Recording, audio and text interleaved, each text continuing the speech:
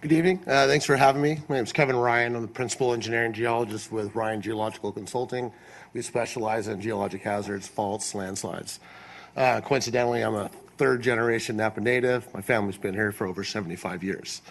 What we did after the 2014 Napa earthquake was went out to the site and started doing some mapping, looking at ground cracks that were pointed out on Old Sonoma Road.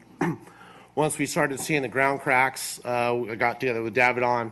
They authorized us a very extensive trenching program where we went out and investigated this landslide. We excavated 12 trenches, covered over a third of a mile of ground. If we could go to the upper slide that shows the fault zone and all the trenches. So all the black lines that you see that go left and right, those are the trenches that we excavated to define the fault zone. In that red boundary, to the right, you're going to see a series of dark dashed lines that kind of parallel up in that red zone. Those dark dashed lines are the fault that ruptured in 2014. So we had a ground crack with surface rupture that we chased out in both directions with our trenches. We had these trenches open for, I think I was out there close to 2 months. We had a third-party reviewer from NGO come out, look at our trenches, had half a dozen geologists from the state of California and the Seismic Hazards Program, and over a dozen geologists from the USGS, all of which looked at every one of these trenches, looked at our interpretations. We had big tailgate meeting powwows that would bore everybody if we got too far into it. So I brought a couple other slides that show kind of what the trench was and how we determined our setbacks for buildings. Now, when you're trying to mitigate surface fault rupture, which is the main hazard of an earthquake, what you need to do is define where's the fault, plus what's the area of surface deformation associated with that fault. So if you go to the next slide, let me see, can we zoom in on that one right there a little bit?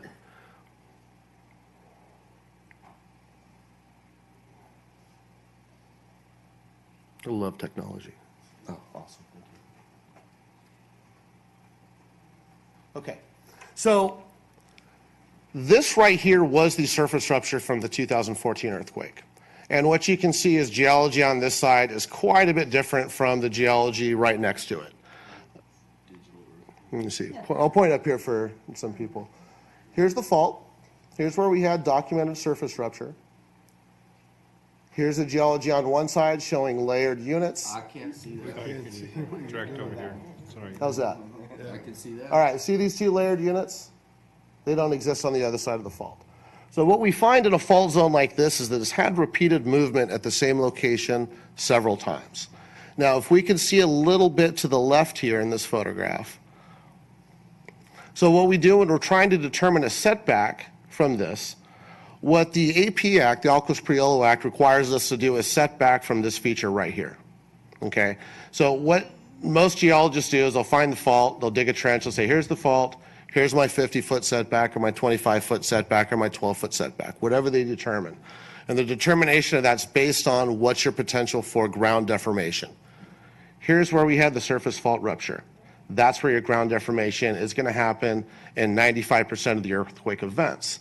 But what we also see is working our way in this direction is a series of sediments that have fallen off the hillside into this and towards the fault.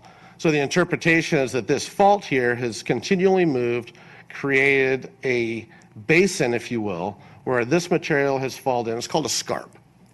So when we see a fault and we see an area of infill into the scarp zone, we consider that an area of potential surface deformation.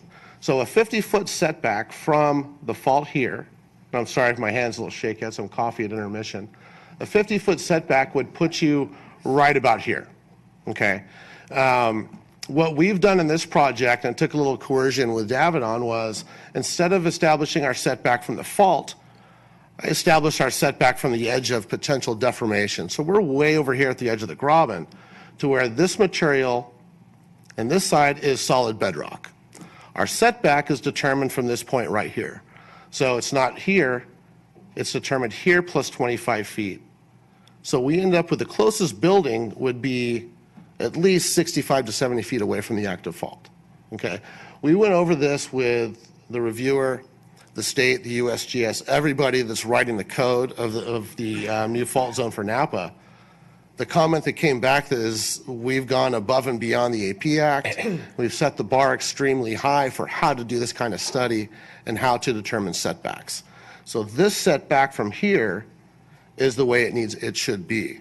And if you remember one of the gentleman's comments earlier, if houses aren't formed or aren't sited on solid bedrock, they're a problem. Our setbacks have put every house in the development on solid bedrock. In every case, in every one of the 12 trenches, we've set back to avoid this zone of potential surface deformation, okay? If we can go to the next slide. Now, there's two criteria for for faulting in California, and it's basically active and potentially active. An active fault has been something that's moved within the last 11,000 years. An inactive or a potentially active fault is something that is not demonstrated to move within the last 11,000 years, but maybe it happened within the last 1.5 million. I know it's a big, broad spectrum, but that's how we look at these things. So what we found at this site was the active faulting is right here. Now this is trench 12. This is trench 6 is the south end of the project where the surface fault rupture entered the Napa Oaks property. This is where the surface rupture is. This section of the trench, I teamed up with a gentleman from the USGS and we did a paleoseismic study, meaning we looked at the earthquake history, we looked at the timing, we looked at the age of the soils. What we found was repeated, at least 4 events right here. All Holocene active, all something that needs to be set back in accordance with the AP Act. When we continued our trench, we went about 450 feet long in this trench. Down here at the bottom, if we could zoom in, we found another fault zone. And this is a fault zone that was interpreted by the 3 consultants that worked on this before I got involved. This fault zone over here was determined in the field by the 25 geologists to be inactive. We have radiocarbon dates down at the bottom here that show that these soils are 20,000 years old. The faults do not rupture those 20,000 years old soils. By definition, that is not an active fault and we do not need to set back from it. Took a little coercion, but I convinced Davidon that this potentially active fault is part of the active fault system in West Napa. So our setback on this end of the trench is from the bedrock that's exposed underneath the landslide. So what we've done at Napa Oaks is more than most projects do from a setback standpoint. We've put our setbacks to extend beyond the surface deformation, and we've included this older, possibly inactive fault splay. They had plenty of room in their land plan. There's no reason not to set back from this feature, so we've set back from it on a conservative basis. So if you go back up to the top where we had that big setback zone, keep going a little farther, this map here, so by definition, in accordance with the AP Act, all I needed to set back was from this surface rupture over here, where we're proving that we have repeated continuous Holocene offset. This is your active fault on this side. Am I moving that by hitting the button wrong? Sorry. I'll put this down. The right-hand side of that red band is the active fault, and that's what code tells us to set back from. We took the conservative approach and set back from the active and the potentially active, possibly inactive, to give us that big wide slot. Beyond that wide slot, the site is composed of solid bedrock. All the houses that are going to be built out there are going to be sited on the bedrock, and they're more than adequately set back from the fault. Safety there compared to my house. Where do you live again, Kev? I grew up right around the corner from you. I've known this gentleman for 40-something years. The only hazard that we're left with up here is strong shaking, and that's something you just can't avoid. We live in California. There's faults in every city. There's 35 active faults in the Bay Area. We just set back from them, okay? So living down in the flats, down by the Napa River, you're actually in a liquefaction zone. Sorry to tell you that. This site's actually going to be pretty stable, okay? The rock is solid. The seismic waves are going to go through it very quickly, and the houses are going to shake a little bit, but the design accommodates that.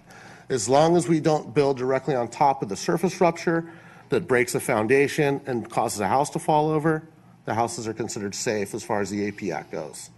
So we've, even though this is not in a current Alcos Piolo fault zone designated by the state to force us to do these studies, we excavated 1/3 of a mile of trench. I was out there for 2 months with 20 geologists.